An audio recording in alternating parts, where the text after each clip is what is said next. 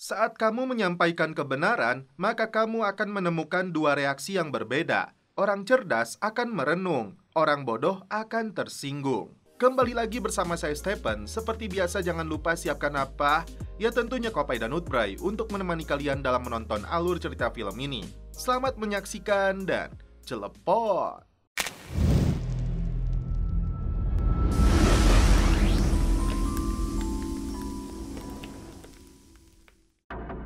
Agar lebih memahami keseluruhan alur ceritanya, saya sudah cantumkan di kolom deskripsi season ke-1 dari film ini. Dan inilah season 2 dari film yang berjudul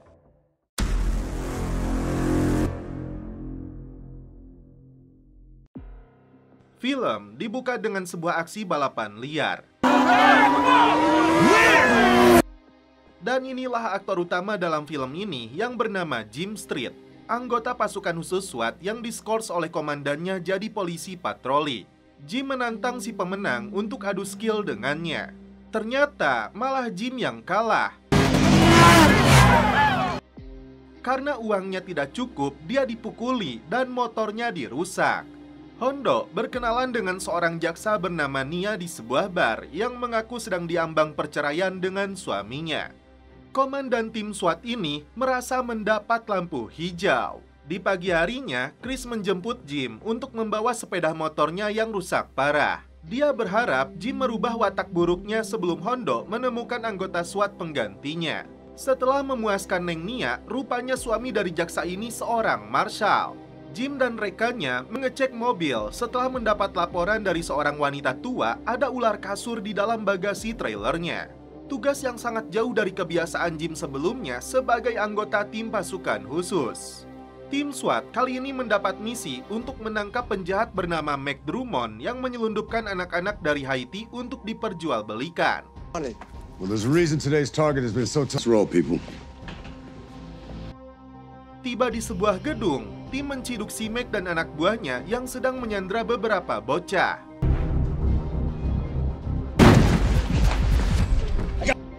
Tapi tiba-tiba terjadi gempa.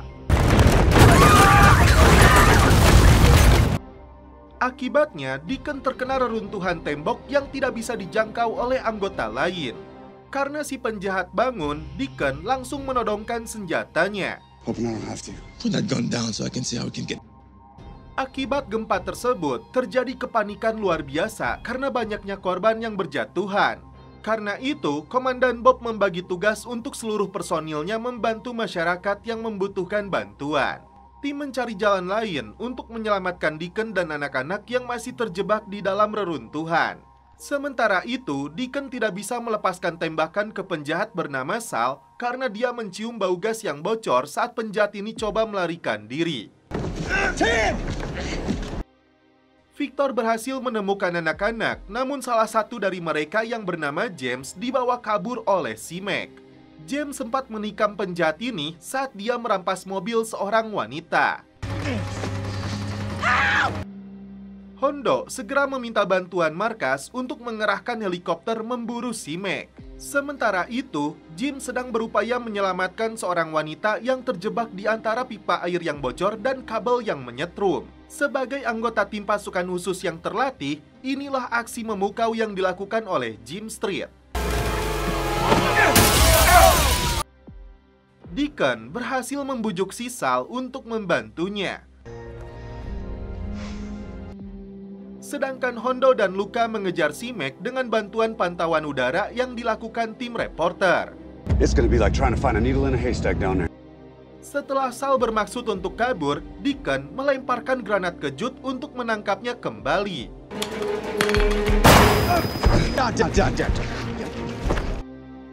Anak-anak yang menjadi korban berhasil diturunkan di tengah bau gas yang makin menyengat.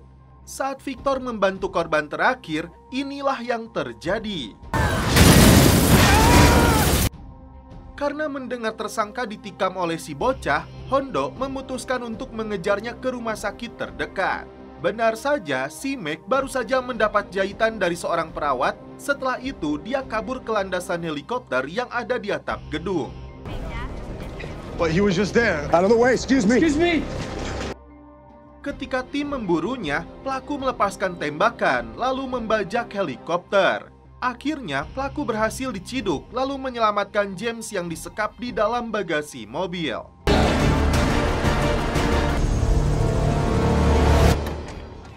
Hey.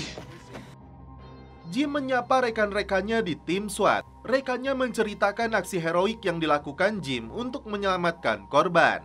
Dia tampak canggung saat bertemu Hondo. Terlihat rekan-rekannya berharap Jim kembali ke tim, tapi semua itu tergantung komandannya. Saat mengunjungi rumah sakit, Hondo melihat Nia sedang dikunjungi oleh suaminya. Hondo menegaskan kepada Chris jika Jim ingin kembali bergabung dengan tim pasukan khusus, dia harus membuktikan dirinya sudah berubah. Seorang wanita dan 2 anaknya diburu 2 pelaku yang membawa shotgun. Wanita ini terpaksa pergi, sedangkan anak sulungnya terjebak di dalam rumah. Tak berselang lama, Jim dan rekannya tiba di TKP. Saat mereka masuk, tiba-tiba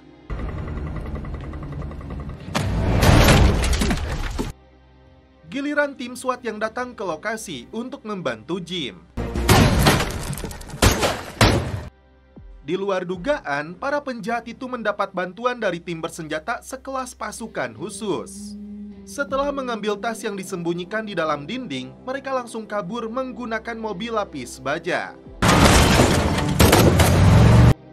Berdasarkan informasi yang diberikan agen DEA, ternyata rumah ini digunakan sebagai tempat persembunyian dari kelompok Omega.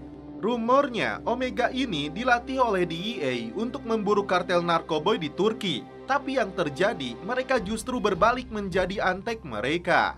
Pimpinan mereka bernama Kano Ozdemir alias Omega One. Sementara itu, keberadaan si wanita dan anak bungsunya belum diketahui setelah kabur meninggalkan rumah ini. Hondo menugaskan Jim untuk meminta keterangan dari korban. Di waktu yang sama, Bob melihat seorang wanita mencurigakan di dalam mobil. Setelah pistolnya dirampas, ternyata Jessica mengenal Camille sebagai agen Interpol dari Turki. Karena Interpol tidak punya yurisdiksi di wilayah Amerika, dia tidak diizinkan membawa pistol. Camille mengaku datang untuk memburu Omega. Dibawa ke markas LAPD, Bob mendapat informasi dari Turki bahwa Camille menghilang selama 7 minggu. Ada sesuatu yang disembunyikan oleh Camille dan inilah yang harus Jessica selidiki. Untuk menangkap komplotan bersenjata itu, Camille menyebut mereka harus menemukan si wanita yang bernama Jubil dan anaknya lebih dulu sebelum Omega. Jessica sempat bertanya tentang saudarinya Camille yang telah meninggal dunia. Terungkap di sini bahwa Omega adalah suami dari Jubil. Dan karena itu dia datang ke LA untuk membawa istri dan anak-anaknya yang memilih kabur. Deacon dan 2 rekannya menemui penjual mobil khusus anti peluru yang menjual unitnya kepada Omega. Dia mengaku menjual 2 mobil kepada mereka tapi tidak pernah bertemu secara langsung. Datang ke pengadilan, Nia mengaku kepada Hondo akan tetap bercerai dengan suaminya. Di waktu yang sama, dia melihat Daryl menggunakan seragam penjara. Ternyata, bocah yang masih berusia 15 tahun ini didakwa dalam kasus perampokan bersenjata.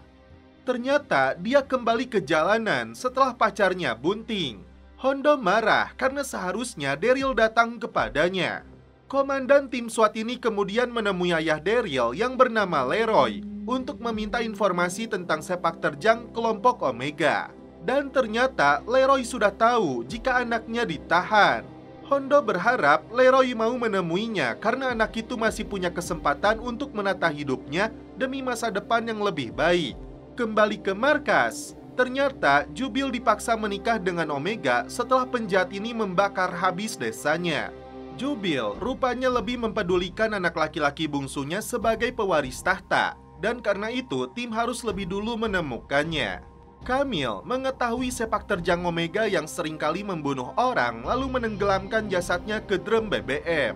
Karena rumah persembunyian uang milik Omega ada di beberapa titik, tim harus menemukan kemana Jubil pergi untuk mengambil uang suaminya sebagai bekal pelariannya. Setelah bertanya kepada anak sulungnya, tim SWAT langsung bergerak ke lokasi pacuan kuda. Di saat Jubil sedang mengambil uang di dalam salah satu kandang kuda, tiba-tiba Sampai di lokasi yang sama, tim pasukan khusus berhadapan dengan komplotan Omega. Para penjahat ini berhasil ditangkap. Get on the ground! Salah satu dari mereka mencoba kabur, tapi Hondo berhasil menangkapnya.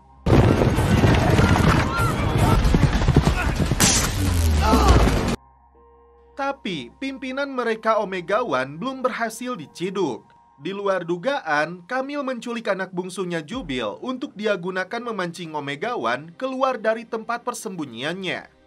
Ternyata Kamil melakukan ini karena dendamnya kepada Omega One yang telah membunuh adiknya, lalu memasukkan jasadnya ke dalam drum BBM.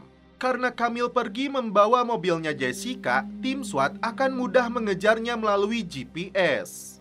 Di lokasi inilah Kamil menunggu si Omega One yang dipaksa membawa $5 juta atau anaknya akan dibakar hidup-hidup. Setelah Omega One keluar dari dalam mobilnya, inilah yang terjadi. SWAT! Let me see your hand!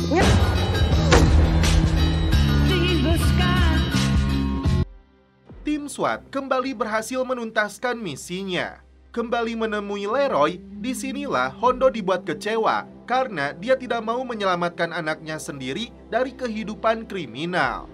Padahal Hondo berharap Daryl mematahkan garis keturunan penjahat dari kakek ayahnya hingga Leroy yang menghabiskan hidupnya di dalam penjara. Komplotan penjahat membakar beberapa rumah juri terkait dengan persidangan. Tragisnya, salah seorang wanita bernama Andrea dibakar hidup-hidup di dalam mobilnya. Suaminya berhasil lolos sebelum menjadi korban berikutnya. Meski bukan di zona patrolinya, Jim langsung tancap gas setelah mendengar dari radio. Tak berselang lama, tim SWAT pun tiba di lokasi. Ternyata Andrea yang dibakar hidup-hidup itu adalah saksi utama dalam persidangan suap balai kota. Kini, tim SWAT mengepung garasi tempat tersangka bersembunyi. Did a call out? Yes, sir. No response.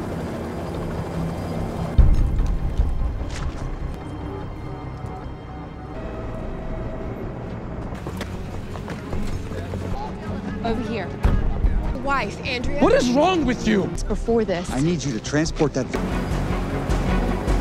Tepat di depan kamera wartawan, Hondo berhasil menciduk tersangka. Karena ancaman kepada juri dan dibunuhnya saksi kunci, Nia pesimis bisa menjebloskan politisi yang bernama Josep Petrosian ke dalam penjara yang berkomplot dengan mafia Armenia. Kini Nia takut para juri pengadilan itu disuap agar mereka lolos dari jeratan hukum. Mereka meminta bantuan Jessica untuk melindungi para juri, termasuk meminta hakim agar tim bisa menggeledah rumahnya si Josep. Setelah mendapat surat dari hakim, tim bergerak cepat untuk menggeledah rumahnya si anggota dewan. Dia mengelak dengan tuduhan Hondo telah mengutus komplotan geng untuk membakar rumah juri dan membunuh saksi kunci yang memberatkannya.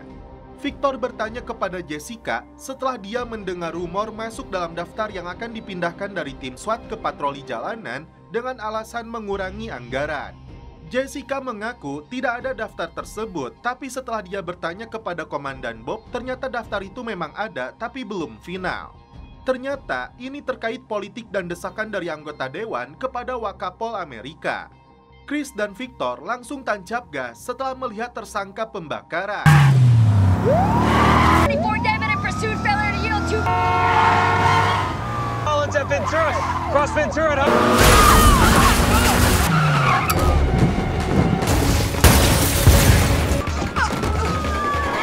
Setelah membakar mobilnya, dua pelaku menembak dan merampas mobil warga sipil.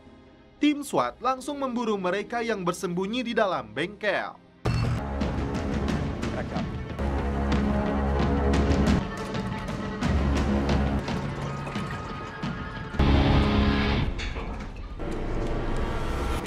Everyone in that garage, come outside. Setelah melemparkan gas air mata, keduanya dipaksa menyerahkan diri. Tak sulit bagi skuad pasukan khusus untuk menangkap mereka. Behind your back. Walk towards my voice. Do it now. Turn around. Keep your hands in the air. Fingers. This is 20 David to command and all. Kembali ke markas, bos dari tersangka itu teridentifikasi bernama George dari geng Armania. Faktanya, dia pernah mengalahkan dakwaan FBI 10 tahun silam. Menjelang persidangan, Hondo dan Deacon ikut hadir. Mereka melihat suami dari Andrea yang mendapat dukungan moral dari Nia. Masalahnya, tidak ada bukti penting yang Nia dapatkan meski penggeledahan sudah dilakukan di rumahnya Yosef. Di luar dugaan, para juri memutuskan politisi ini tidak bersalah. Jelas, mereka masih terintimidasi karena berbagai ancaman atau mereka telah disuap. Suami Andrea yang dibuat kecewa oleh mereka memilih keluar dari ruang persidangan. Perhatian Hondo dan Deacon terfokus pada seorang pria mencurigakan yang hadir di dalam persidangan. Dibuntuti sampai restoran, ternyata pria itu menemui bosnya si George. Hondo mengancam akan menjebloskan mereka ke dalam penjara atas kejahatan yang mereka lakukan. Tim SWAT kembali beraksi setelah mendapat informasi suami Andrea pergi ke rumahnya Yosef dengan membawa pistol. Dia diciduk oleh anak buahnya George lalu disekap dan dipukulinya.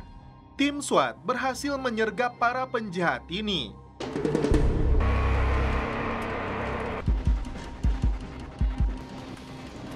Some of the...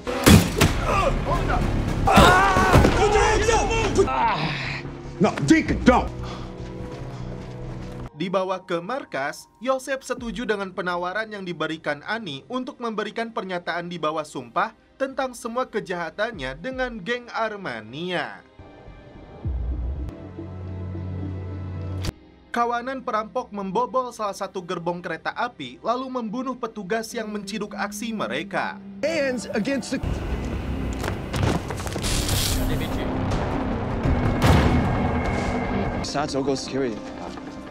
Nia mengaku suaminya menolak menandatangani akte perceraian mereka karena masalah harta gono gini. Tiba di TKP, tim SWAT mendapat laporan. Para perampok profesional yang menggunakan mesin las jenis obor oksigen asetilena untuk membobol kunci bajanya menggasak oksikodon yang bernilai $2 juta. Para pelaku ini rupanya masuk ke dalam daftar buruan US Marshal yang bernama Eric.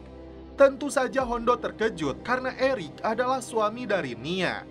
Kini mereka harus bekerja sama untuk memburu para perampok itu. Saat dihubungi, Nia sempat tidak percaya suaminya memburu perampok karena yang dia ketahui Eric ditugaskan mengawal hakim federal. Hondo curiga Eric mengetahui hubungan mereka dengan fasilitas yang dia miliki untuk memata-matai Nia. Tim mendapat kesaksian dari seorang penumpang kereta yang mengaku melihat para penculik itu berbicara menggunakan bahasa Cina. Kembali ke markas, Victor terkejut setelah mendapat informasi pelaku yang menjual alat pemotong baja khusus teridentifikasi bernama Alex Chan, teman masa kecilnya Victor. Alex menjual mesin-mesin pemotongnya kepada kelompok mafia Viet Valley dari Vietnam pimpinan Shen Kwon. Petugas pembebasan bersyarat mengunjungi rumah Jim untuk memastikan ibunya tidak melanggar hukum. Tiba-tiba Jim menemukan paket narkoboy di dalam kamar ibunya. Dia menutupi paket tersebut dengan kakinya sampai si petugas pergi.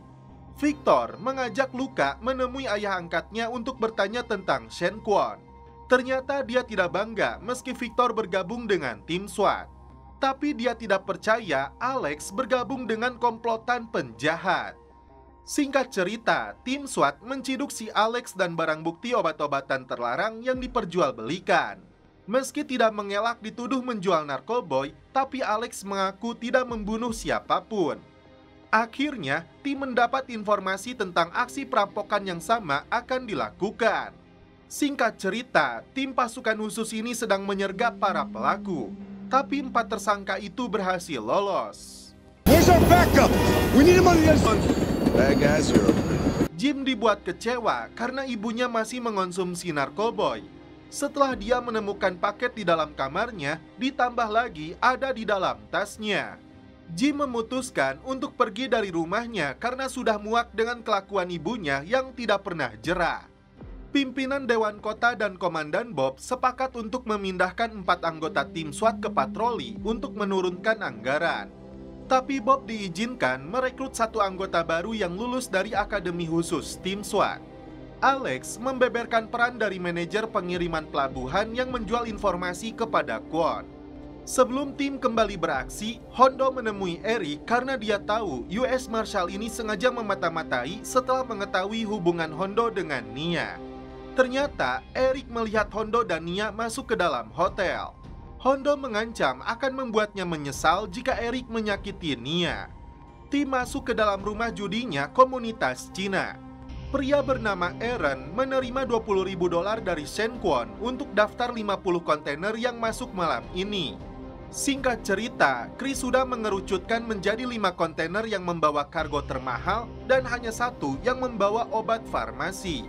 Sebelum terjun ke lapangan, Hondo meminta Deacon melindunginya dari belakang karena dia curiga dengan US Marshal ini.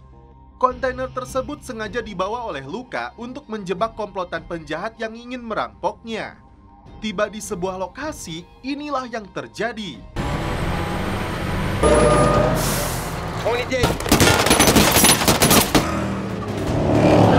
Shots fired!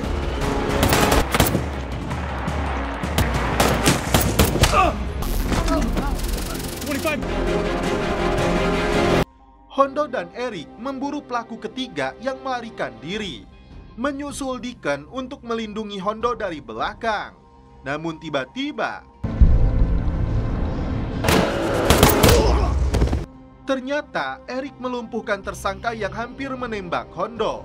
Sebelum kembali ke markasnya, Eric mengaku kepada Hondo dia masih mencintai Nia, dan karena itu dia berharap mendapat kesempatan kedua. Hondo menegaskan dirinya tidak pernah menghalangi apapun keinginan Eric karena sepenuhnya itu hak dia dan tentu saja Nia sendiri. Bob mengumpulkan seluruh personil tim SWAT. Ternyata 4 orang yang dipindahkan ke patroli tidak ada satupun anggotanya Hondo. Tapi kesempatan untuk bergabung dengan tim SWAT dari akademi masih terbuka. Jim merasa kesempatannya untuk kembali dengan tim makin mustahil karena penghematan anggaran ini. Jim mengutarakan permintaan maafnya kepada Hondo karena dia benar tentang ibunya yang tidak berubah. Tiba-tiba Hondo mengatakan Jim masih punya kesempatan untuk kembali bergabung dengan tim SWAT melalui jalur akademi. I'll do my best. Sebuah kapal pesiar akan tiba di pelabuhan Los Angeles setelah berlayar cukup lama dari Meksiko. 2 orang pria tampak menjatuhkan puluhan paket narkoba yang mereka selundupkan. Petugas yang menciduk mereka langsung dihabisi. Datang kepala keamanan yang hampir menjadi korban berikutnya. Kevin menekan tombol indikator berbahaya bahwa kapal ini sedang dibajak. Kapten yang menerima laporan segera menugaskan anak buahnya untuk mengecek. Tapi tiba-tiba This is tranquil seas. Shut it down. I can't do that. Near this ship, I'm gonna start throwing dead past. Jim akan bersaing dengan 8 pelamar terbaik dari total 93 calon sebelumnya yang mengikuti Akademi SWAT. Hanya 1 dari mereka yang berhak untuk bergabung dengan tim SWAT. As you probably heard, let's go! Move! Seorang penumpang bernama Connor akan menggunakan telepon satelitnya setelah sinyal komunikasi diputus tanpa sebab oleh kapten kapal. Tim SWAT sudah mendapat laporan aksi pembajak kapal. Mereka tidak bisa melihat wajah pelaku dari rekaman CCTV. Tak berselang lama, si Connor menghubungi tim. We do not need people panicking. Yeah, but you keep your sat phone with you and you... The ship. Aksi pembajakan ini dirahasiakan karena tim tidak mau terjadi kepanikan di dalam kapal dengan penumpang yang mencapai 1.200 orang. Connor ditugaskan untuk mencari Kevin sampai mereka menghubunginya kembali. 60 seconds out. Untuk menyelinap masuk ke dalam kapal pesiar itu, Hondo akan menggunakan Nemo meski jumlahnya hanya terbatas untuk 2 orang. Yeah, sure. You tell Luca that. Hondo dan Chris mulai mempersiapkan diri, sedangkan anggota lain standby menunggu instruksi jika terjadi sesuatu di luar dugaan. They told me they didn't have the capability for that. Pembajak yang bernama Remy mengancam si kapten untuk kembali berlayar ke Meksiko, tapi kapten beralasan bahan bakarnya tidak cukup. Remy memaksanya menghubungi pelabuhan untuk mengirim kapal pengisi bahan bakar.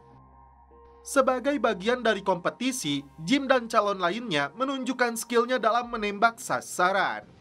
How about 1,000? Did you learn anything while you were on the team? But Setelah berhasil naik ke atas kapal, Hondo bertemu dengan si Connor dan Kevin yang memberikan identitas dua pembajak bersenjata. Mr. Weller, brothers, both work for the ship. That guy must have discovered it. Let's do what we came here to do. Menyamar jadi penumpang, Hondo dan Chris mulai mendekati anjungan. It's 20 David to command. Sementara itu, Deacon dan Victor mencari informasi dari rumah sewaan dua pelaku pembajakan kapal. Awalnya, komplotan penjahat ini mengambil narkoboy dari Meksiko untuk diperjualbelikan di LA. Faktanya, bukan hanya dua, tapi ada 5 tersangka yang membajak kapalnya.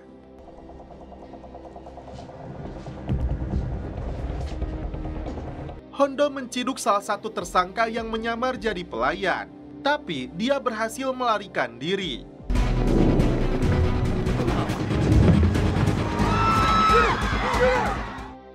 Menyadari ada penumpang yang mengejar anak buahnya, Remy mengancam seluruh penumpang kapal untuk keluar dari dek, atau mereka semua akan dihabisi.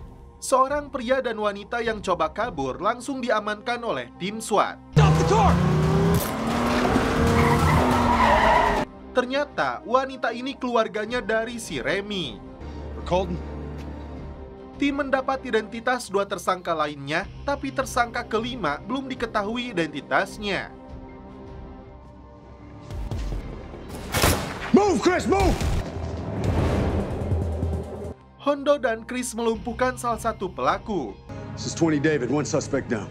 Melalui pengeras suara, Remy mengancam akan menghabisi kapten kapal ini beserta krunya jika Hondo tidak menyerahkan diri. Tiba di anjungan, Hondo langsung diamankan dua pembajak yang langsung merampas pistolnya. And that's to get you off the ship. What are you, a cop? Sebelum dihabisi, Hondo menawarkan dirinya untuk berbicara dengan bos dari para pembajak. I'm listening. They'll be given safe passage back to shore. Komandan tim SWAT ini menawarkan kepada mereka untuk kabur menggunakan kapal cepat, menyandra dirinya sampai tiba di lokasi aman. Setelah mereka setuju, Deacon menyamar untuk membawa kapal cepatnya.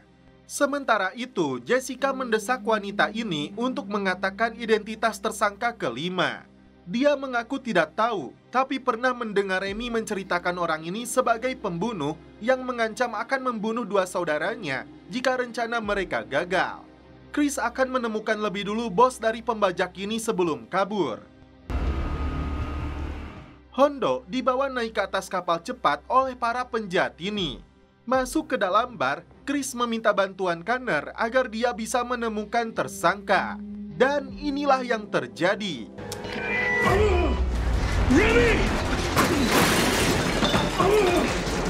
Akhirnya, Chris berhasil melumpuhkan tersangka. Giliran Deacon dan Hondo yang berhasil menguasai keadaan. I'll be thankful we're on our way home. I'm okay with that. You're okay? Annie! All right then. All right, then what? Komplotan perampok bertopeng layaknya pasukan khusus menyerang tempat penyimpanan berlian.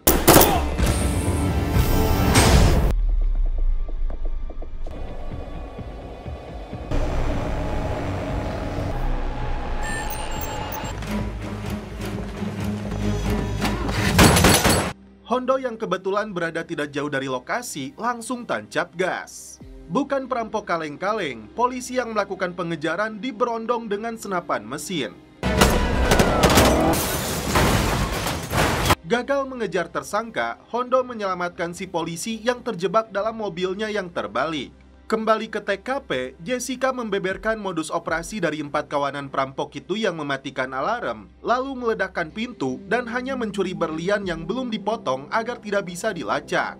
Total kerugian yang ditaksir dari berlian yang dicuri itu mencapai 11 juta dolar.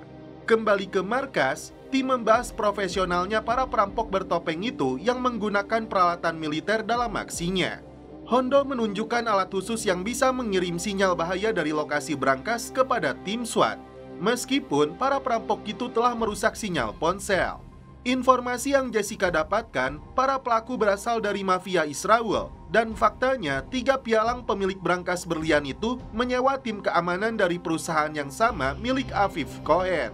Dan kebetulan, Jessica mengenalnya ketika Cohen masih aktif di kepolisian Israel, dikenal sebagai orang yang berbahaya. Jessica menemui si Cohen yang mengaku sedang memburu para pelaku untuk mendapatkan kembali berlian milik kliennya. Jessica meminta Cohen melapor jika dia menemukan perampok itu lebih dulu untuk dibawa ke kantor polisi. Tapi Cohen sepertinya ingin memberikan balasan yang setimpal karena mereka telah membunuh anak buahnya. Singkat cerita, tim SWAT sudah standby di dekat salah satu rumah penyimpanan berlian yang diduga akan menjadi target berikutnya. Tim langsung bergerak setelah mendapatkan sinyal darurat. Baku tembak pun tidak terelakkan lagi.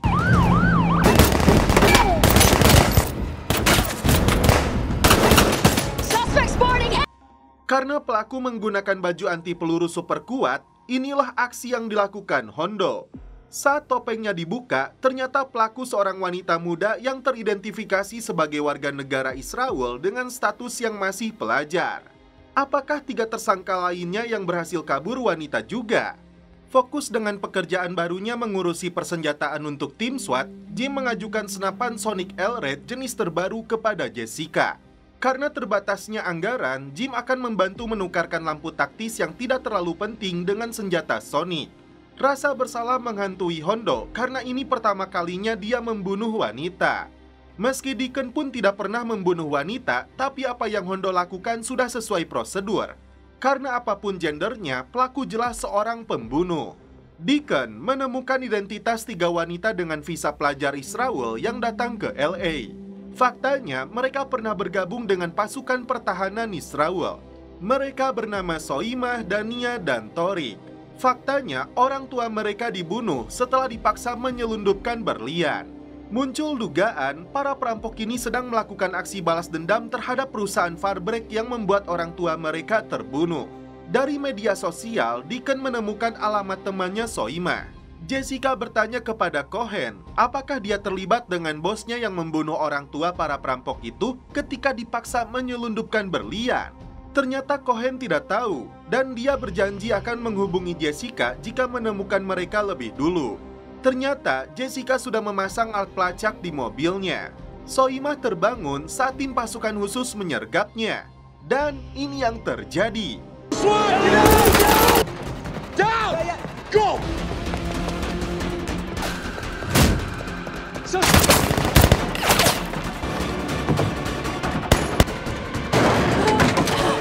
Shoshana, don't move. Saat interogasi berlangsung, tim menunjukkan foto orang tua Soimah yang dibunuh Farbrek. Sebelum 2 temannya menjadi target sasaran Cohen, dia harus bekerja sama menunjukkan di mana mereka akan beraksi. Dan tim berjanji kisahnya akan didengar. Jim menyerahkan senjata supersonik kepada Chris untuk digunakan tim melumpuhkan musuh. Tim mulai mempersiapkan diri setelah Soimah memberitahu lokasi sasaran berikutnya kawanan perampok yang tersisa itu. Begitupun dengan Cohen dan anak buahnya. Tim sudah berada di dalam brankas menunggu 2 perampok itu masuk. Ternyata mereka melancarkan aksinya di lokasi yang berbeda. Kebetulan Jessica membuntuti Cohen ke lokasi yang sebenarnya. Dia memaksa Cohen dan anak buahnya untuk mundur. They're inside. I don't give third warning. Cover!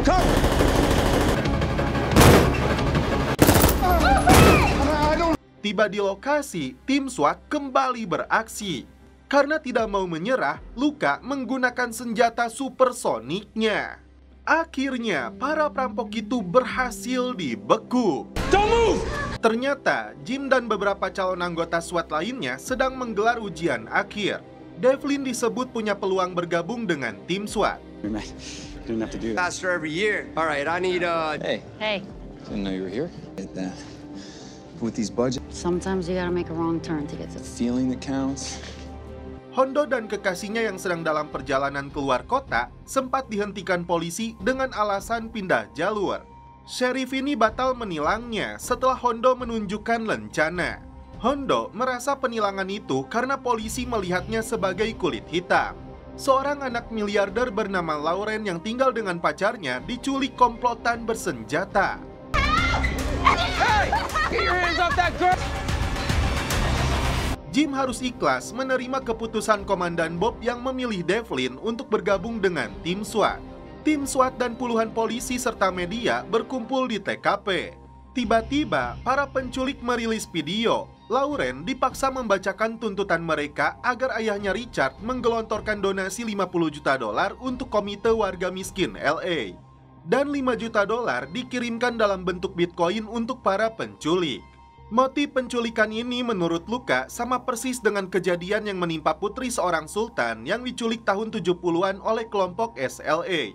Kala itu, kontak senjata terjadi antara para penculik dengan polisi yang berlangsung selama 2 jam. Dan ternyata kakeknya Luka salah satu polisi yang bertugas saat itu. Tim meminta bantuan ayahnya Luka untuk membuka berkas lama kasus tersebut yang pernah ditangani kakeknya. Meski gagal masuk ke tim SWAT, Deacon mengajak Jim untuk ikut terjun dalam mengungkap kasus penculikan ini sampai korban ditemukan. Ayah korban yang bernama Richard bermaksud menyerahkan $50 juta ke badan amal sesuai tuntutan para penculik. Sultannya medsos ini mengaku tidak mempermasalahkan itu karena kekayaannya tidak akan berkurang.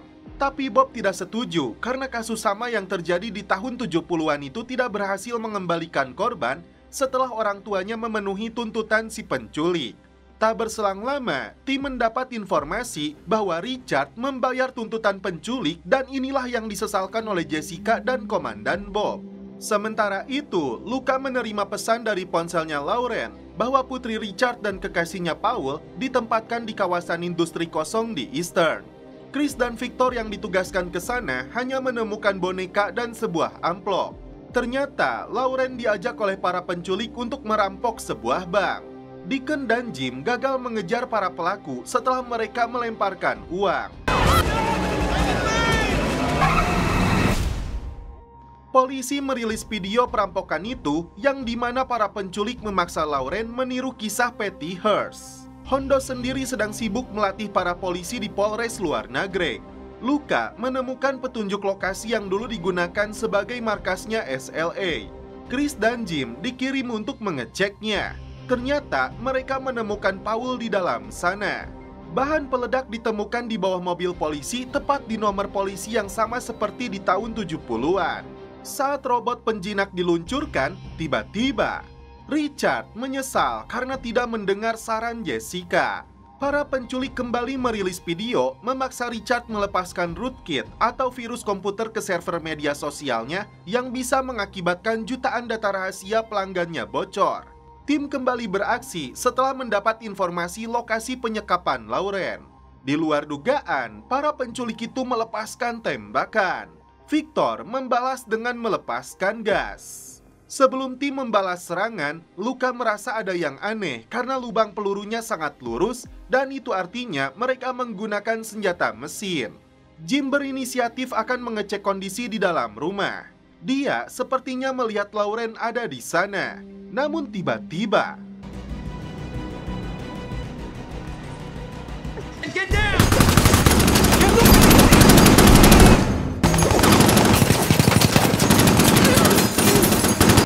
Lauren? senjata mesinnya berhasil dilumpuhkan dan korban berhasil diselamatkan. Hondo memberi peringatan tegas kepada polisi yang hampir menilangnya karena dia mengetahui polisi ini sangat rasisme. Karena aksinya menyelamatkan korban, Jim mendapat kabar baik dari Komandan Bob yang menerimanya kembali sebagai anggota tim SWAT meski bentuknya masih percobaan. Tugas tim SWAT masih berat karena para penculiknya ini belum tertangkap.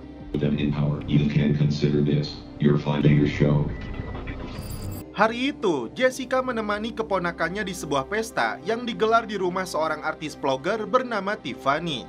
Namun tiba-tiba, It's okay, I'll call 911. Tell them Captain Gordon. mendapat laporan dari Jessica, tim SWAT segera meluncur ke TKP. Luka tidak sengaja menabrak seorang pria. Dua pelaku bersenjata berhasil diamankan. Jessica yang kesal menginjak si pelaku dengan sepatu haknya. Kakak Tiffany yang bernama Sarah dimintai keterangan karena vlogger itu masih berada di Las Vegas. Faktanya, ada pelaku penembakan lain yang saat ini belum tertangkap, ditambah lagi ada barang bukti obat-obatan terlarang yang berceceran di TKP. Pelaku yang tertangkap mengaku sebagai penggemar Tiffany dan dia melepaskan tembakan karena dia melihat seseorang keluar dari kamar Tiffany membawa senjata api, mengira mereka perampok. Luka tidak diizinkan kembali mengemudi setelah korban yang dia tabrak mengajukan tuntutan. Yang menjadi rumit, korban mengencani putri wali kota. Tim SWAT mengawal Tiffany karena penembak yang berhasil kabur itu menargetkan dirinya. Disinilah tim mengetahui pacar Tiffany yang bernama Sarah hanyalah pacar palsu dan untuk kepentingan konten. Saat sedang berjaga, Chris melihat pria mencurigakan yang dicurigai sebagai pelaku. Pengejaran pun dilakukan, namun ternyata pria itu berhasil kabur dan hanya menjatuhkan pistolnya. Tim dihadapkan dengan kebuntuan karena tidak ditemukan sidik jari dalam pistol tersebut. Kembali menelusuri video saat kejadian, Jim menemukan wajah pelaku yang tersorot kamera ponsel.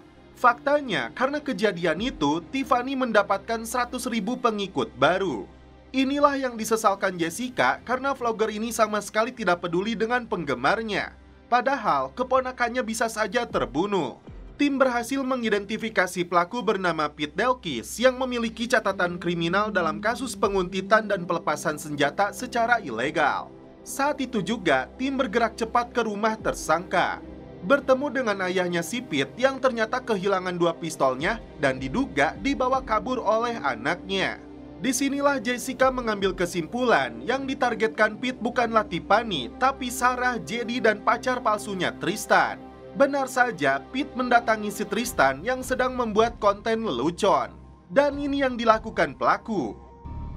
Are you cheating on Tiffany? You're the guy from this morning. I can see the way you're cowering, betraying your beta male.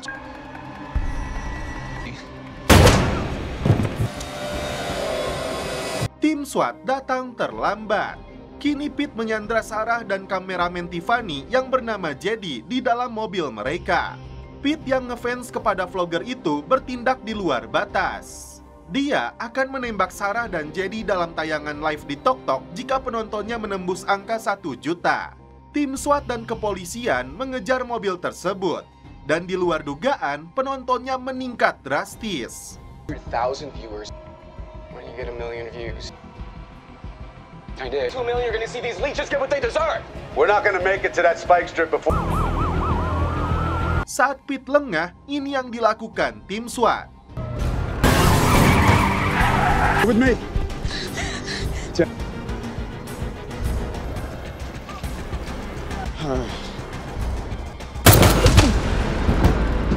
Pelaku berhasil dirobohkan dan kedua korban berhasil selamat. Got him. No, thank you. It was my pleasure. Thank you for making my day, Amy. You get more viewers than that girl at your school. Hondo ditelepon adiknya Brianna yang berada di klub malam karena seseorang telah mencampurkan sesuatu ke dalam minumannya. Tiba di lokasi, Hondo menemukan Brianna tidak sadarkan diri di dalam toilet. Bree, can you hear me? Brianna segera dilarikan ke rumah sakit, namun Hondo tidak menemukan pelakunya. Kinda average, white. Seorang pria dan wanita merampok toko obat dan tiba-tiba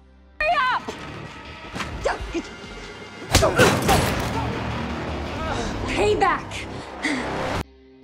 Singkat cerita, tim SWAT sudah mengepung apotek tersebut. And you're with me? Dalam waktu singkat, kedua pelaku langsung dibekuk. Jeff yang ikut terjun melihat salah satu korban yang ternyata buronan bernama Charlie yang membunuh 3 orang di perusahaan teknologi. Dia berhasil kabur setelah menikam petugas medis lalu mencuri mobil ambulan. Charlie membunuh 3 orang dan korbannya adalah petinggi perusahaan sebagai bentuk balas dendam setelah kalah dalam persidangan tentang aplikasi buatannya yang dicuri perusahaan tersebut. Is she okay? Yes. Thank you, Doc. Datang ke rumah sakit, Brianna mengingat pria itu bernama Liam. Detektif yang menangani kasusnya menyebut ini modus yang dilakukan pemerkaos dengan lebih dulu membius korbannya. Untung saja Brianna lolos dari rencana jahat si pelaku. Hondo meminta bantuan Nia untuk memanggil korban lain agar dia bisa mengidentifikasi pelaku. meski potensinya sangat kecil untuk menjeratnya dengan hukum. Jeff dan tim datang ke perusahaan teknologi yang menjadi sasarannya Charlie. We're more secure than the White House. Korban bernama Sasa mengaku hanya ingat dengan pelaku yang pernah memperkawasnya itu tercium bau telur busuk. You know what I'm talking about. That's the worst part. But it doesn't always work like that. Deacon mulai ingat salah satu korban yang berada di apotek itu menggunakan kaos kuning. Dan dia ternyata bernama asli Deborah, dan anehnya dia bekerja di perusahaan sama yang diincar oleh Charlie. Singkat cerita, tim SWAT menyergap Deborah di rumahnya. LAPD, don't move! Back off, back off! Kembali menemui adiknya yang ingat dengan resin yang digunakan untuk membuat karya seni dengan bau menyengat seperti telur busuk. Diduga pelaku ini seorang pemahat. Dari rekannya inilah Hondo menemukan dua orang bernama William yang berprofesi sebagai pengrajin seni. Akhirnya Hondo menemukan tersangka setelah fotonya diperlihatkan kepada Brianna. Saat itu juga Hondo menemui si William di galeri seninya. Awalnya dia mengelak tadi malam datang ke klub. What's that ink on your hand? You calling my sister a liar? There was a black lady. Hondo sudah mengepal tangannya, ingin sekali memberi pelajaran kepada pelaku yang hampir memperkaos adiknya. Tapi karena kurangnya alat bukti, komandan SWAT ini hanya melontarkan ancaman keras. Sebelum pergi, Hondo mengambil barang yang pernah dipegang pria ini untuk mencocokkan DNA-nya dengan berkas dari beberapa wanita yang pernah menjadi korbannya. I could report you for threatening me. Tim SWAT mengevakuasi seluruh pekerja perusahaan teknologi setelah Deborah memberi keterangan Charlie akan menyerang perusahaan ini dengan serbuk kimia berbahaya yang disebut risit. Joe's not answering. Street, 10, get everybody out. Tim menemukan jasad kepala manajer yang bernama Joe yang sudah dipotong jari telunjuknya agar Charlie bisa mengakses gedung ini. If he's using Joe's. Terlihat dari pantauan CCTV, pelaku sedang mengarah ke atap bangunan untuk mengakses sistem udara yang akan digunakan untuk menyebarkan racunnya. Tim terpaksa menggunakan bahan peledak untuk bisa keluar karena pelaku mengunci seluruh akses gedung. Tim mengejar pelaku yang sempat memasukkan serbuk beracunnya ke dalam ventilasi udara. Para pekerja sempat terjebak di dalam ruangan sampai Hondo datang meledakkan pintunya. Roger. Sumber listrik sengaja dimatikan agar AC tidak berfungsi. Sementara itu, Jeff terlibat duel dengan si Charlie. Komandan senior tim SWAT ini sempat dibuat kesulitan untuk melumpuhkannya. Tim SWAT kembali menyelesaikan misinya dengan baik, mencegah timbulnya korban. Go see the medic. Get yourself checked out. Body count? We stopped him. You're 2 hours late. Komplotan penjahat menyerang lab forensik tempat penyimpanan bukti kejahatan besar. I'll put this away and then we'll grab coffee. What are you doing? Komandan Bob mengenal korban yang bernama Rebecca yang saat ini dalam kondisi kritis. I repeat, full escort. Para pelaku telah mencuri 90% bukti DNA yang terkait dengan berbagai kasus yang berakibat lolosnya para pelaku kriminal berbahaya di kota ini. No mention of the stolen evidence. Let's swat off the leash. Tim kesulitan melakukan identifikasi para pelaku yang bertindak sangat profesional untuk menghilangkan jejak. Tapi muncul nama Cory Barker, residivis kelas kakap dalam berbagai kasus kriminal, sekaligus kakak dari napi bernama Tony Barker yang didakwa dalam kasus pembunuhan. It's like the who's who of LA's nastiest bad guys. The shotgun ammo they use can't be traced. But I know how important this case is to you guys. I wasn't even here. Saat dimintai keterangan, Tony mengelak mengetahui tentang aksi yang dilakukan adiknya. And we want them back intact. You shut him down. That's when Even handed him the gun. Tim fokus menelusuri senjata rakitan yang digunakan para pelaku. Putri Komandan Bob datang untuk melihat kondisi Rebecca yang dianggap berjasa kepada keluarga mereka. Ketika anggota geng sedang mencoba senjata yang akan dibelinya, tiba-tiba Let's say clear. You and me are gonna talk. Gambetta mengaku menjual senapan otomatisnya kepada Cory Barker. Yang dia ketahui, Cory akan membunuh Rebecca agar kakaknya bebas dari penjara. Saat itu juga, Hondo memberitahu Komandan Bob tentang ancaman ini. Bob segera memindahkan Rebecca ke ruangan lain. Call 911 and tell them an officer's in danger. 3 pembunuh datang menyamar menjadi petugas kebersihan.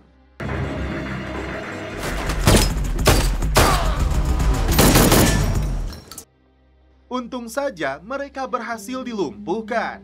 Pelaku yang dimintai keterangan mengaku dibayar $20.000 oleh Cory. Tapi dia mengelak dituduh sebagai pembunuh dan mencuri bukti DNA. Seseorang bernama Kraft yang menghubunginya untuk membunuh Rebecca atas perintah Cory. Dari sumbernya, Hondo mengidentifikasi tersangka bernama Lolo Dewel Matani, pemilik setengah lusin klub penari erotis yang digunakan untuk mencuci uang hasil perdagangan narkoboy. Bisa jadi, si Lolo ini yang membayar para pelaku untuk mencuri DNA di dalam lab. Well, he wouldn't last a day in prison if that ever got out. The DNA evidence isn't returned. We're gonna find the guys who did this to him. Di malam harinya, tim SWAT kembali beraksi. Nobody move! Hands down! Matani, you're under arrest! LAPD! Kotak DNA yang hampir dibakar berhasil diamankan. Lolo mengaku membayar $300.000 untuk DNA-nya, atau seseorang bernama Kraft akan menyerahkannya ke pengadilan. Dia sama sekali tidak terlibat dalam perampokan di dalam lab. Jadi si Kraft ini menjual bukti DNA itu kepada banyak penjahat kelas kakap. Setelah Rebecca siuman, ternyata dia menyembunyikan salah satu selongsong peluru milik pelaku di dalam panel kendali. Let's not judge any piece of evidence until we find it, okay? Setelah dilakukan uji lab, ditemukan sidik jari milik John Sally, residivis keluar masuk penjara dalam berbagai kasus perampokan bersenjata. Justin D. Kraft, Selama berada di dalam penjara, John sudah merencanakan perampokan ini, mengubah julukannya menjadi Kraft. Setelah mendapat informasi John dan antek-anteknya akan melakukan transaksi, tim SWAT kembali beraksi. No eyes, but we got ears and the deal's going down. Look familiar?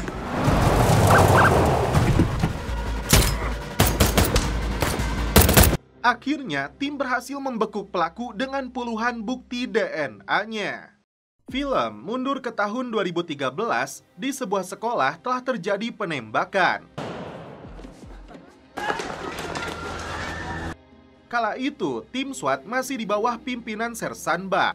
Setelah menjalani latihan, tim bergerak cepat ke TKP. Yeah, Doc says Andy's gonna pop in. Ribuan siswa berlarian keluar dari gedung sekolah. Tim SWAT menemukan 2 pelaku penembakan. Go, go, go, go, go! All right, go, go! Keep moving, keep moving! Shoot her in the... Setelah situasi aman, Komandan Bob menemui ibu dari salah satu siswa sekaligus pelaku penembakan yang bernama Jeff, yang akhirnya ditembak mati. Jeff was one of the shooters. Dan hari ini, ibu Jeff menghadiri acara 6 tahun peringatan dari peristiwa yang sangat kelam tersebut. Dia sangat menyesal atas apa yang dilakukan putranya yang telah merenggut beberapa nyawa korban. Pulang ke rumah, dia terkejut setelah mendapat kiriman surat terkait peristiwa itu. Dia datang ke markas tim SWAT untuk melaporkannya. Pengirim surat ini mengancam akan melakukan hal yang sama seperti yang dilakukan Jeff 6 tahun silam dengan merenggut nyawa 6 korban. Dan itu artinya pelaku akan melakukan aksinya di hari ini. Jika evakuasi dilakukan, itu artinya akan terjadi kepanikan luar biasa karena sekolah itu memiliki 2.700 murid. Hondo berencana menemui pelaku kedua dari penembakan 6 tahun lalu yang saat ini mendekam di dalam penjara. Komandan tim SWAT ingin tahu apakah ada seseorang yang menghubunginya belakangan ini atau mengirimkan surat untuk mengkopi serangan yang pernah dilakukannya 6 tahun lalu. Luka masih marah kepada pemuda ini karena dia tahu betul peristiwa kelam itu. Kala itu, Deacon dan Luka berusaha menghentikan 2 pelaku penembakan dan menyelamatkan puluhan siswa yang terjebak di dalam sekolah. Dia sangat marah saat menemukan salah satu korban yang sudah tidak bernafas. Kurt Wilson adalah nama yang tertera dalam sistem sebagai pembeli senjata jenis Tech-9. Tim segera memburu terduga untuk mengamankannya. Padahal tersangka yang sebenarnya bernama Vince. Setelah diancam akan dijebloskan ke dalam penjara karena melindungi tersangka dengan senjata yang dia beli, Kurt akhirnya buka suara. Tim bergerak cepat untuk memburu Vince berdasarkan informasi yang diberikan oleh Kurt. Kembali ke tahun 2013, Buck dan Hondo menemukan beberapa korban mengalami luka tembak. Tapi mereka fokus memburu pelaku yang berada di dalam dapur. Dan saat ini, tim mendobrak rumah si Vince, tapi hanya menemukan ibunya telah dibunuh. We got somebody! Dari keterangan saudaranya, Vince telah pindah sekolah. Dan itu artinya tim salah menebak sekolah yang menjadi sasarannya.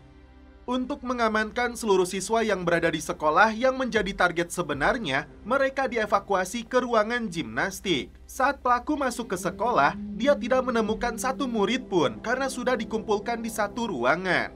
Tiba di lokasi, tim pasukan khusus langsung berhadapan dengan tersangka yang melepaskan tembakan. Dan akhirnya, pelaku berhasil ditangkap hidup-hidup. Vince! Take it, go! Move it! Got him! Jauh berbeda dengan kejadian 6 tahun lalu yang sangat tragis. Dan faktanya, Hondo lah yang membunuh Jeff 6 tahun lalu demi menyelamatkan korban lainnya. Dan setelah itu, film berlanjut ke season 2 part 2.